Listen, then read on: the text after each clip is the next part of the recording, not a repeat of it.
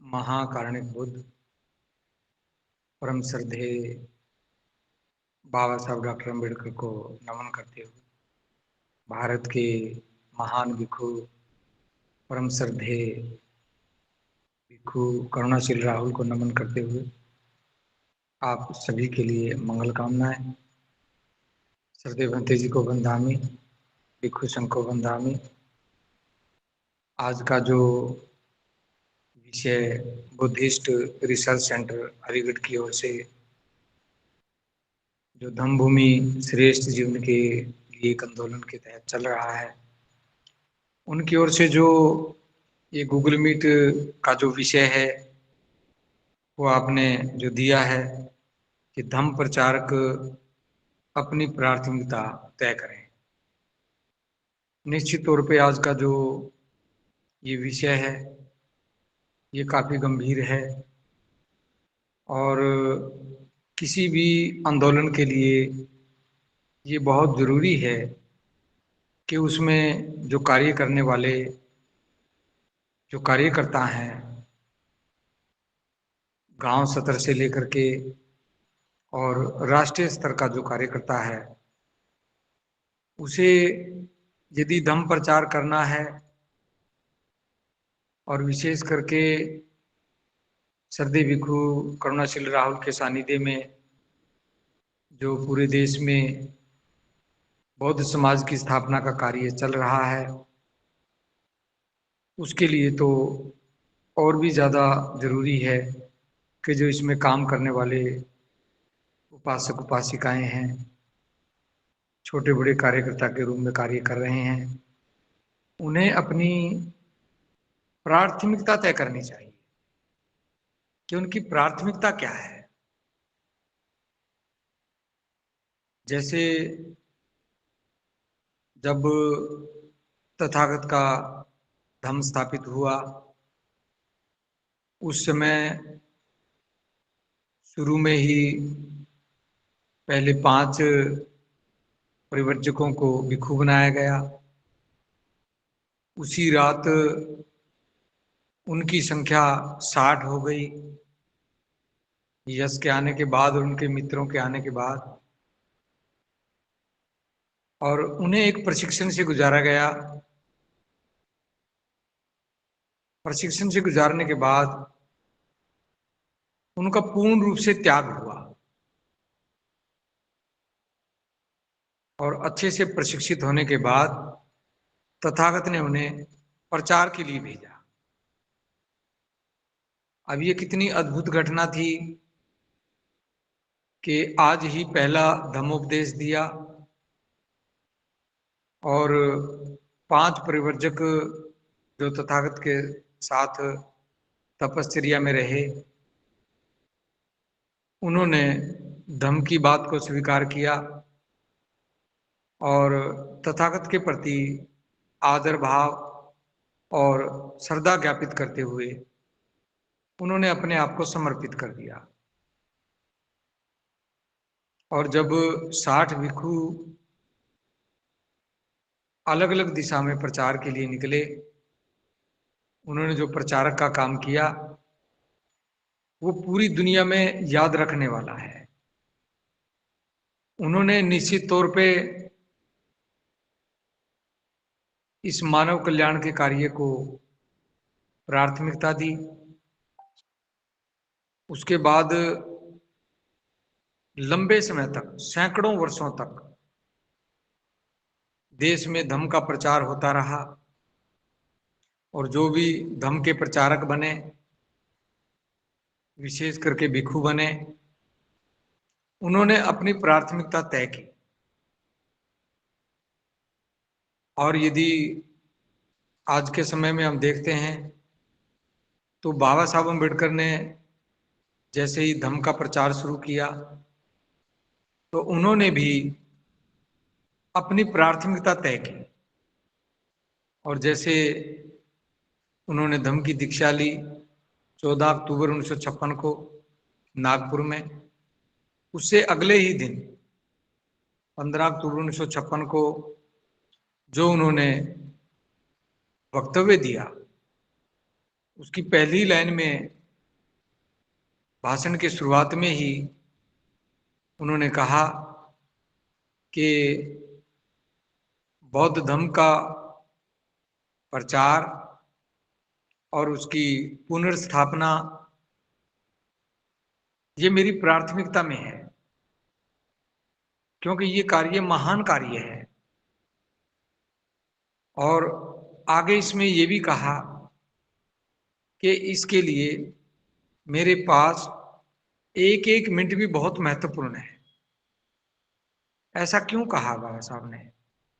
बाबा साहब ने ऐसा इसलिए कहा कि धम्म का प्रचार और धम्म को पुनर्स्थापित करना उनकी प्राथमिकता में आ गया। सभी काम छोड़ करके वो इसी काम में लग गए। लिखा भी बहुत कुछ और बोला भी बहुत कुछ, बताया भी बहुत कुछ, और धम्म को काफी हद तक स्थापित भी करके गए। क्योंकि उसमें जो मुख्य चीज है, लोगों को इस बात के लिए प्रेरित किया कि वो बुद्ध विहार भी बनाए। और स्वयं बाबा साहब अम्बेडकर ने आगरा में आकर के वहां तथागत की प्रतिमा भी स्थापित की और एक बुद्ध विहार की नींव भी रखी, जो आज भी आगरा में वो बुद्ध विहार स्थापित है। और लगभग 60 के करीब बुद्ध विहार आगरा में बने उसकी प्रेरणा से। यदि कोई एक भी इस प्रकार का काम करता है, चाहे वह भिक्षु हो, चाहे वह उपासक उपासिका हो, भिक्षुणी हो, बस उसकी प्राथमिकता में धम्म का प्रचार आ जाए और इस धम्म को फिर से स्थापित करने के लिए उनका मन इस प्राथमिकता को स्वीकार कर ले, जिसको दूसरे शब्दों में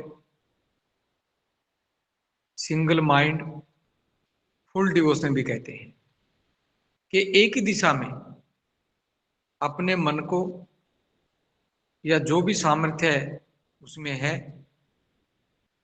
उसको पूर्ण रूप से एक ही दिशा में लगाना।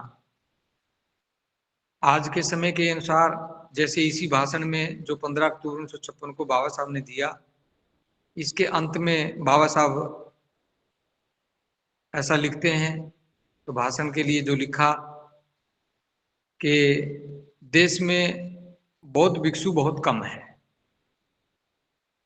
इसलिए उपासकों को ये जिम्मा लेना होगा और उन्हें ही स्वयं लोगों को दीक्षित करना होगा, आगे आकर के दीक्षित करना होगा। उसी के अनुसार सरदेव हंते जी भिक्षु तो बना ही रहे हैं, उनकी प्रेरणा से भिक्षु तो बन रहे हैं, और उपासकों को भी इसी प्रकार प्रेरित कर रहे हैं कि आपने ही इसका प्रचार करना है। अब ये बहुत बड़ा कार्य है, क्योंकि ये बौद्ध समाज की स्थापना है, यानी कि बौद्धों की सामाजिक व्यवस्था की स्थापना का कार्य है। तो इसके लिए उपासकों को आगे बढ़कर के आगे आना होगा, और बौद्ध बनना ही काफी नहीं है, बौद्ध बनाना भी है, उसका प्रचार भी करना है। ये बहुत बड़ी जिम्मेवारी उपासकों पे है। तो इसलिए जो भी उपासक उपासिकाएं बौद्ध समाज की इस व्यवस्था के निर्माण में लगे हुए हैं, वो निश्चित तौर पे अपनी प्राथमिकता तय करेंगे कि हम बौद्ध धर्म को हम प्रचारित करेंगे। तो किस प्रकार प्रचारित करेंगे? उपासकों को ऐसा क्या बताया जाए कि वो इस धर्म के कार्य को प्राथमिकता में लें? उनका मन इस प्रकार विकसित होना चाहिए कि वो धर्म को ठीक से समझ सकें, और धम्म को अपने व्यवहार में उतार सकें। लेकिन ये कार्य तभी होगा जब वो इस कार्य को प्राथमिकता में लेंगे। जैसे ही उनकी प्राथमिकता में ये कार्य होगा तो वो प्रशिक्षण के लिए आतुर होंगे कि ये कार्य तो मैंने अपने कंधों पर ले लिया है, लेकिन इसके लिए मुझे प्रशिक्षण की आवश्यकता है। फिर वो प्रशिक्षण के लिए आतुर होगा, और जब उसे प्रशिक्षण मिलेगा तभी उसका मन में उत्साह होगा, उसका मन क्रियाशील होगा और वो धम्म के प्रचार के लिए एक नगर से दूसरे नगर जाने लगेगा। अन्यथा तो हम कहते रहेंगे और वो हाँ करते रहेंगे, नहीं जा पाएंगे। इसके लिए एक तथागत के समय की एक बहुत अद्भुत घटना है जिसका मैं जिक्र यहाँ आपके पास कर रहा हूं। उसको थोड़ा ध्यान से सुनना। एक बार तथागत आलवक नगर में यक्ष की राज्य सीमा में रह रहे थे। आलवक एक जगह का नाम है और जो यश था ये उसकी राज्य सीमा थी, आलवक यश। तो तथागत वहां रह रहे थे। तो आलवक यक्ष जहां पे तथागत रह रहे थे वहां पर आए और तथागत को बड़े क्रोधित भाव से कुंठा भरे शब्दों में उन्होंने कहा कि तथागत निकल जाओ यहां से। तथागत ने कहा ठीक है मित्र, मैं चला जाता हूं। और तथागत वहां से बाहर जाने लगे। फिर आलवक यक्ष ने कहा कि तथागत अंदर आ जाओ, बड़े क्रोधित भाव में कहा। और तथागत फिर अंदर आ गए और कहा अच्छा मित्र, और ये कहकर के अंदर आ गए। फिर आलवक यक्ष ने कहा कि तथागत निकलो यहां से। और तथागत फिर वहां से निकल गए। कहा अच्छा मित्र, निकल जाता हूं। जैसे ही निकलने लगे तो तथागत को फिर आलवक यक्ष ने कहा कि तथागत रुको, अंदर आ। तो तथागत ने फिर कहा अच्छा मित्र, अंदर आ जाता हूं। तीसरी बार फिर यक्ष ने कहा कि तथागत निकलो यहां से। फिर तीसरी बार तथागत ने कहा अच्छा मित्र, मैं निकल लेता हूं। फिर कहा कि तथागत अंदर आ जाओ, बड़े क्रोधित भाव से कहा। और तथागत फिर अंदर आ गए और अंदर आकर के बैठ गए। कहा ठीक है मित्र, मैं अंदर आ जाता हूं। अंदर आ गए। फिर चौथी बार आलवक यक्ष ने फिर कहा तथागत निकलो यहां से। और तथागत ने कहा कि मित्र, अब मैं यहां से नहीं निकलूंगा, आपने जो करना है सो करो। तो आलवक यक्ष बड़ा क्रोधित था, तथागत के प्रति कुंठा भी थी। उसने तथागत को कहा कि या तो यहां से निकलो, नहीं तो मैं तुझे इस नदी से पार मैं आपको फिकवा दूंगा, मैं आपका हृदय फाड़ डालूंगा। और कहा कि मैं आपसे कुछ प्रश्न कर रहा हूं, आप मेरे इन प्रश्नों का उत्तर दो। यदि आपने मेरे प्रश्नों का उत्तर नहीं दिया तो मैंने जैसा कहा मैं ऐसा ही करूंगा, तेरा हृदय फाड़ डालूंगा, तुझे इस नदी से पार फेंक दूंगा पांव से पकड़ करके। तो तथागत ने कहा कि मित्र, मुझे नहीं लगता कि इस दुनिया में कोई ऐसा है जो मुझे पांव पकड़ करके नदी के दूसरी ओर फेंक दे, या मेरा हृदय फाड़ डाले, या मुझे पागल बना दे। तो आल्बर्ट यक्ष ने कहा कि मैं प्रश्न पूछ रहा हूं, मेरे प्रश्नों का जवाब दो।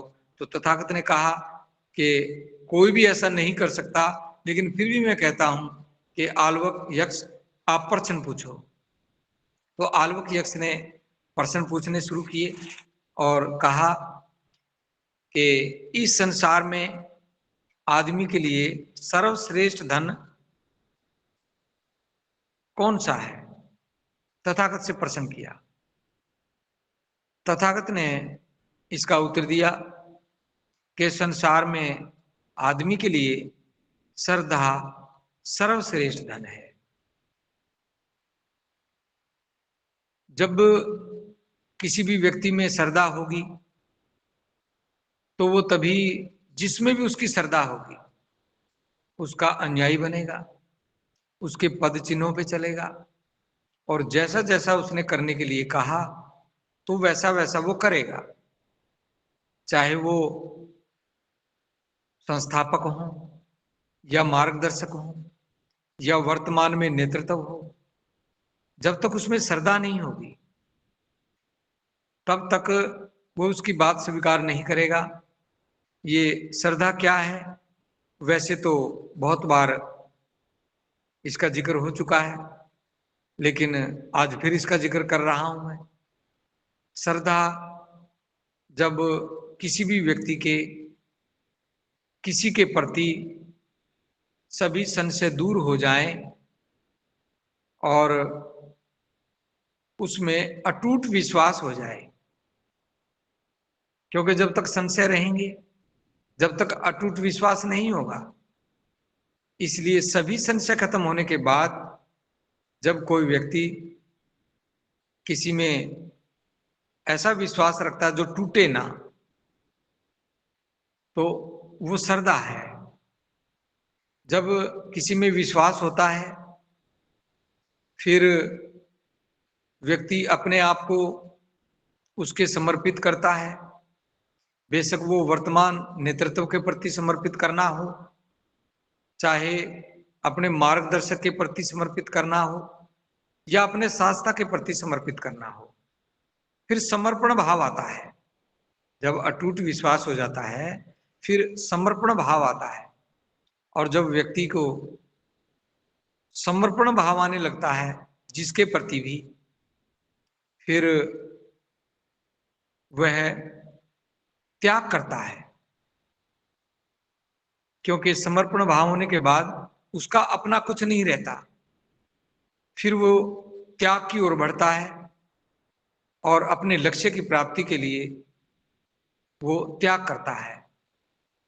फिर उसके लिए वह पारंगत होता है और अपने शास्त्रा के द्वारा बताए गए मार्ग का अभ्यास करता है, और जो वर्तमान नेतृत्व होता है उससे वह पारंगत होता है, उससे वह शिक्षा लेता है, और उन्हीं के अभ्यास में, उन्हीं की देखरेख में वह आगे बढ़ता है। फिर अनुशासित होकर के जो कार्य करता है वो उसको उसके लक्ष्य तक पहुंचाता है। इस प्रकार श्रद्धा का बहुत बड़ा धन है। जिसके पास भी ये धन हुआ है, उन्होंने पूरे विश्व में ख्याति प्राप्त की है। इसलिए आल्बर्ट यक्ष ने जो पूछा कि आदमी के पास इस संसार में सबसे बड़ा कौन सा धन है, तो तथागत ने कहा कि श्रद्धा सबसे बड़ा धन है। दूसरा, कौन सा कुशल कर्म सुखदायक है? ये यक्ष ने प्रश्न पूछा तथागत से। कौन सा कुशल कर्म सुखदायक है? तथागत ने उत्तर दिया कि धम्म अनुसार आचरण ही सुख प्रदान करता है। जो भी व्यक्ति धम्म अनुसार आचरण करता है वही सुख प्राप्त करता है। धम्म का आचरण जो तथागत ने पहला धम्मोपदेश दिया वहां से शुरू होता है। जो 5 सिद्धांत व्यक्ति के जीवन को सुंदर बनाते हैं, जिनसे व्यक्ति का मन निर्मल होने लगता है, क्रोध पे नियंत्रित करता है और वह सिद्धांतों को अपने व्यवहार में उतारता है। बेशक वह प्राणी हिंसा, अदिन्न दाना वेरमणि और कामेषु इच्छाचारा वेरमणि, मूसावादा वेरमणि, सुरा मेरी मज पमाद ठाना वेरमणि, किसी भी प्रकार से वो व्यक्ति धम्म का आचरण करता है तो निश्चित तौर पे उसका जीवन सुंदर होता है और उसे सुख मिलता है। फिर आगे प्रश्न किया, रसों में मधुरतम रस कौन सा है? तथागत ने उत्तर दिया कि सत्य का रस ही सबसे मधुरतम रस है, क्योंकि सत्य बोलने वाला व्यक्ति वह कभी भी निराश नहीं होता, उसका मनोबल हमेशा बना रहता है, वह कभी भी भीड़ से नहीं डरता और अपनी बात कहने में भी वो कभी भी किसी और चीज का सहारा नहीं लेता, क्योंकि उसने सत्य ही कहना है, सत्य के अतिरिक्त और कुछ नहीं कहना है। और बुद्ध का धम्म सत्य है, केवल सत्य ही, सत्य के अतिरिक्त और कुछ नहीं, बस केवल सत्य ही सत्य है। इसलिए सत्य का रस सभी रसों में मधुरतम है। आगे प्रश्न किया, किस तरह का जीवन श्रेष्ठ जीवन कहा जाता है? तथागत ने उत्तर दिया कि प्रज्ञा संपन्न जीवन ही सर्वश्रेष्ठ जीवन है। प्रज्ञा, प्रज्ञा का मतलब है निर्मल बुद्धि। निर्मल बुद्धि यानी कि मन में किसी भी प्रकार का कोई भी विकार ना हो, काम, क्रोध, मोह, लोभ, अहंकार, द्वेष, राग, ईर्ष्या, तृष्णा, आलस्य, कोई भी विकार ना हो, मन बिल्कुल निर्मल हो। निर्मल बुद्धि ही जीवन को सर्वश्रेष्ठ बनाती है, ऐसा तथागत ने उत्तर दिया। फिर आल्बक यक्ष ने फिर पूछा, मनुष्य बाढ़ को कैसे पार करता है? फिर तथागत ने उत्तर दिया कि श्रद्धा से बाढ़ को पार करता है। कोई भी मनुष्य श्रद्धा को बाढ़ से पार करता है, यानी कि जीवन में कितनी भी बड़ी मुसीबत हो, जब वो चारों ओर से घिर जाए, बाढ़ का मतलब यही है, औद चारों ओर से घिर जाए, उसे कोई मार्ग नजर ना आए, तो श्रद्धा ही उस बाढ़ से उसे पार करती है। मनुष्य समुद्र को कैसे पार करता है? आल्बक यक्ष ने फिर प्रश्न किया, मनुष्य समुद्र को कैसे पार करता है?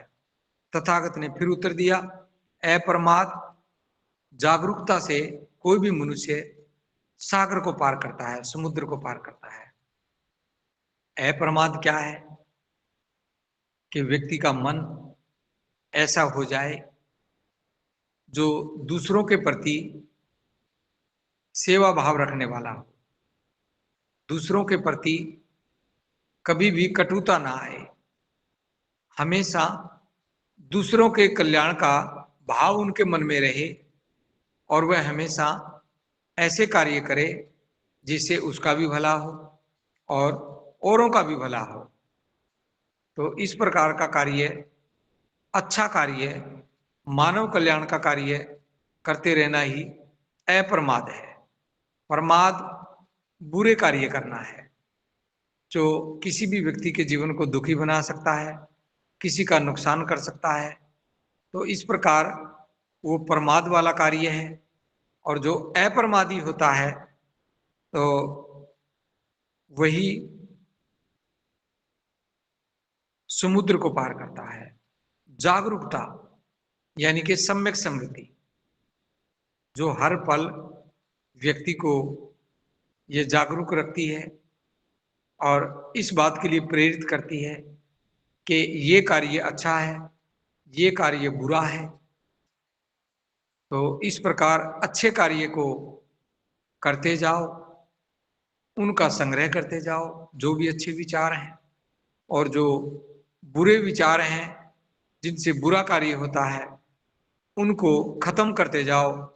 और कौन सा कार्य अच्छा है, कौन सा कार्य बुरा है, इस प्रकार का जो हमारे मन में सतर्कता रहती है उसका नाम ही जागरूकता है। आगे आल्बर्ट यक्स ने प्रश्न किया, मनुष्य दुख का अंत कैसे करता है? मनुष्य दुख का अंत प्रयास से करता है, तथागत ने उत्तर दिया।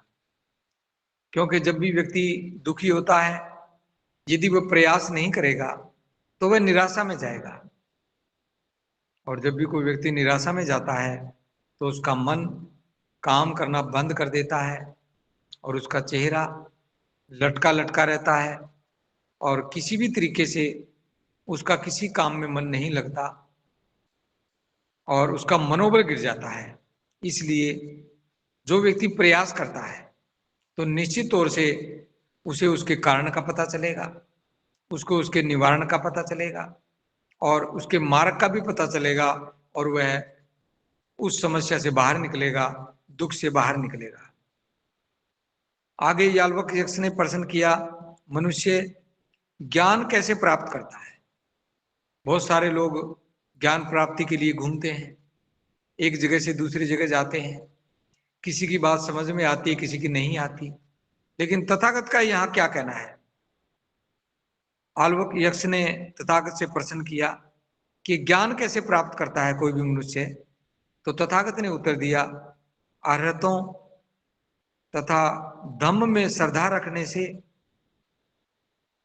आज्ञाकारी होने से, अप्रमादी होने से, ध्यान लगाकर सुनने से व्यक्ति ज्ञान प्राप्त करता है। कोई भी अर्हत भिक्षु है, भिक्षुणी है, तथा कोई भी व्यक्ति धम्म में श्रद्धा रखने वाला है और भिक्षु भिक्षुणी या जो भी धम्म में पारंगत है उसका आज्ञाकारी बनता है, अपने आचार्य का आज्ञाकारी बनता है, उसके कहे अनुसार काम करता है, अपनी मर्जी से काम नहीं करता है, और वह अप्रमादी है, यानी कि वह शीलों में पारंगत है, अष्टांगिक मार्ग को भी जानने लगा है, उसकी वाणी संयत हो चुकी है, उसका शरीर भी निर्मल हो गया है। तो इस प्रकार वह अप्रमादी हो गया। और ऐसी अवस्था जब मन की हो जाए और फिर वो यदि ध्यान लगा करके सुने तो निश्चित तौर पे उसे ज्ञान प्राप्त होगा। हम अक्सर देखते हैं कि बहुत सारे लोग सभा में बैठे होते हैं, बोलने वाला बोलता है, कोई अच्छा बड़ा वक्ता आता है तो उसको ध्यान से सुनते हैं, लेकिन कोई सामान्य वक्ता होता है तो उसको ध्यान से नहीं सुनते। हो सकता है जो सामान्य वक्ता हो वो कोई ऐसी बात कहे जो उसके व्यवहार में हो और सुनने वाला उसको ध्यान से सुने तो उसके जीवन में बड़ा परिवर्तन हो, बड़ा लाभ हो। लेकिन यदि हम ध्यान से नहीं सुनेंगे और किसी एक दो ऐसे वक्ता को सुनेंगे तो फिर भी हमें ज्ञान प्राप्ति में बाधा रहेगी। बहुत सारे लोग सभा में बैठ करके जब सुनते हैं कोई बोल रहा होता है तो आंखें बंद करके बैठ जाएंगे। उनसे पूछे भाई आंखें बंद क्यों की? तो कहता जी मैं तो ध्यान से सुन रहा हूं। वो सुन रहा है लेकिन फीलिंग नहीं कर रहा, उसको महसूस नहीं कर रहा, क्योंकि जब आंखें बंद करके सुनेंगे या गर्दन नीची करके सुनेंगे तो निश्चित तौर पे जो बोलने वाला है उसके चेहरे के हाव भाव कैसे हैं, वो किस प्रकार बोल रहा है, क्या वो बोल रहा है तो उस समय जो उनके अंदर के विश्वास भरे शब्द हैं तो उस समय उनके चेहरे के हाव भाव क्या है, क्या चेहरे पे कांति है, क्या चेहरा मुदिता में है, उसके बॉडी लैंग्वेज क्या है, ये चीजें जब तक हम नहीं देखेंगे तब भी ज्ञान में बाधा रहेगी। इसलिए सुनने के लिए सिर्फ कानों की आवश्यकता नहीं, ध्यान लगा करके सुनने के साथ साथ ध्यान लगा करके देखना और महसूस करना, वो फीलिंग करना कि सामने वाला किस प्रकार बोल रहा है। ये ज्ञान प्राप्ति में बहुत सहयोग करता है। इस प्रकार व्यक्ति ज्ञान प्राप्त करता है। फिर आगे आल्वक यक्ष ने प्रश्न किया कि मनुष्य धन कैसे प्राप्त करता है। बहुत सारे लोग धन प्राप्ति में लगे रहते हैं और दिन रात कमाते भी हैं, लेकिन धन की प्राप्ति नहीं हो पाती। कमाते कम हैं, खर्च ज्यादा करते हैं और फिजूल खर्ची ज्यादा करते हैं, इसलिए धन संचय नहीं होता, धन में कोई लाभ नहीं होता। तो आल्वक यक्ष ने तथागत से पूछा कि मनुष्य धन कैसे प्राप्त करता है। तथागत ने उत्तर दिया, जो उचित ही करता है, यानी कि जो सही करता है और वह दृढ़ निश्चयी है, अनिश्चय में नहीं है, दृढ़ निश्चय करता है। जैसे कोई भी उन्होंने लक्ष्य ले लिया, जैसे हम धम्म प्रचारकों की बात कर रहे हैं, और यदि वो दृढ़ निश्चय नहीं है तो धम्म का प्रचार नहीं कर पाएगा, घर से बाहर नहीं निकल पाएगा और कहीं पे भी प्रचार नहीं कर पाएगा, क्योंकि वो दृढ़ निश्चय नहीं है और वो सही भी नहीं कर रहा है। और जो जागरूक है, यदि वो दृढ़ निश्चय भी है, सही भी कर रहा है, और यदि जागरूक नहीं है तो भी वह धन प्राप्त नहीं कर सकता। इसलिए धन प्राप्त करने के लिए उचित ही करना है और दृढ़ निश्चय भी होना है और जागरूक भी होना है, यानी कि अंधविश्वास से दूर होना है। उसे सही और गलत का ज्ञान हो चुका है और वो सही को सही और गलत को गलत समझने लगा है और उसका मन निर्मल होने लगा है। तो इस प्रकार जो कोई व्यक्ति ऐसा करता है तो उसे धन प्राप्त होता है, और जो भी धन प्राप्त होगा उसी में उसका संचय भी होगा और उसको लाभ देने वाला भी होगा, सुख देने वाला भी होगा। इस प्रकार वह व्यक्ति धन प्राप्त करता है। आगे प्रश्न किया याल्वक ने, मनुष्य मित्रगण कैसे प्राप्त करता है। मित्रगण, तो तथागत ने उत्तर दिया कि जो देता है वही मित्र प्राप्त करता है। अब यदि कोई किसी को देता नहीं, बहुत सारा धन कमाता है, उसके पास बहुत सारा ज्ञान है, वो भी नहीं देता है, उसके पास और बहुत सारी वस्तुएं हैं, वो भी किसी को नहीं देता है, तो जो देता नहीं है उसके मित्रगण नहीं होंगे, वो कंजूस भी कहलाएगा और कोई भी उसके पास नहीं आएगा। जो देता है उसके बहुत सारे मित्रगण होते हैं, क्योंकि यदि कोई जरूरतमंद है उसको वो समय पे देता है तो निश्चित तौर पे वो उसका मित्र बनेगा, उसके मित्र भी उसके मित्र बनेंगे, उसके परिवार के लोग उसके मित्रगण बनेंगे। किसी को सहायता की जरूरत है और उसके पास है और वो उसकी सहायता करता है, चाहे धन से करता हो, चाहे तन से करता हो, चाहे कोई वस्तु दे करके करता हो, उसकी सहायता करता है, तो निश्चित तौर पे वो भी उसका मित्र बनेगा।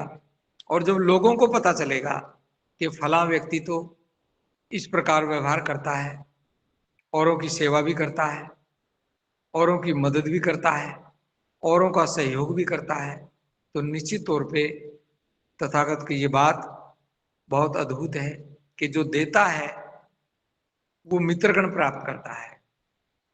तो आगे याल्वक यक्ष ने प्रश्न किया कि मनुष्य कीर्ति कैसे प्राप्त करता है। कीर्ति, जिस श्रद्धावान उपासक में सत्य है, सदाचार है, उसमें धैर्य है और उदारता होती है, उसे मरने पर पश्चाताप नहीं होता, ऐसे व्यक्ति को कीर्ति मिलती है। और पूरा संसार ऐसे व्यक्ति को सदियों सदियों तक जानता है, उसकी पहचान करता है, उसका अनुयायी भी बनता है, उसने जो भी पथ दिया उस पथ पे चलने का भी प्रयास करता है, व्यक्ति को कीर्ति प्राप्त होती है। तो इसी प्रकार जो आल्वक यक्ष था उसने प्रश्न किए और तथागत ने सभी प्रश्नों से उसको उत्तर दिया। फिर तथागत ने कहा कि आओ किसी और समण से भी, जिनका निर्मल चित्त हो चुका है, जो घर त्यागी हैं, उनसे भी पूछ लिया जाए कि इस प्रकार व्यक्ति का जीवन किस प्रकार बदलता है, उससे भी इसी प्रकार के प्रश्न कर लिए जाएं। तो आल्वक यक्ष कहता है बड़ी श्रद्धा के साथ, कहता है अब मैं किसी धर्म अनुसार ठीक से नहीं है और वो प्रज्ञा में भी संपन्न नहीं है, उनके मन में किसी भी प्रकार के प्रयास नहीं है और वो परमात्मा को नहीं समझ पाए हैं, वो ध्यान लगा करके सुनने वाले नहीं हैं, वो दृढ़ निश्चय नहीं है। यदि आज सरदेव भिक्षु करुणाशील राहुल के कुशल नेतृत्व में लगभग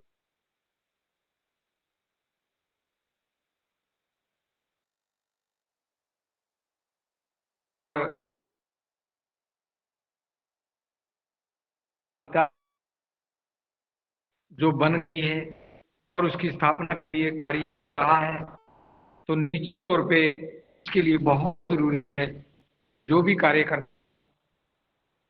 इसमें लगे हैं, जो इस प्रचार के लिए प्रयासरत हैं, उन्हें इन बातों का जरूर ध्यान रखना होगा।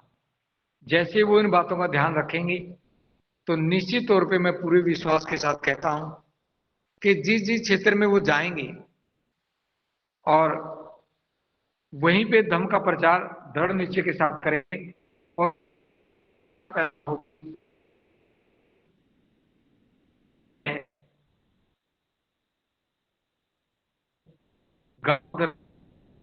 जाकर और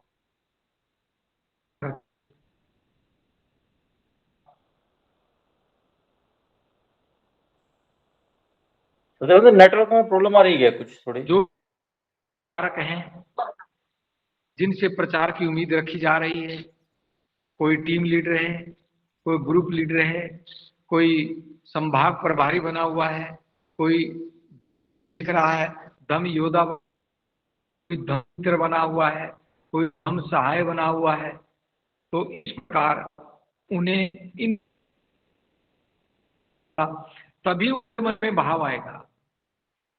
जब तक ऐसा रहेगा तो भाव प्रचारक का बना रहेगा।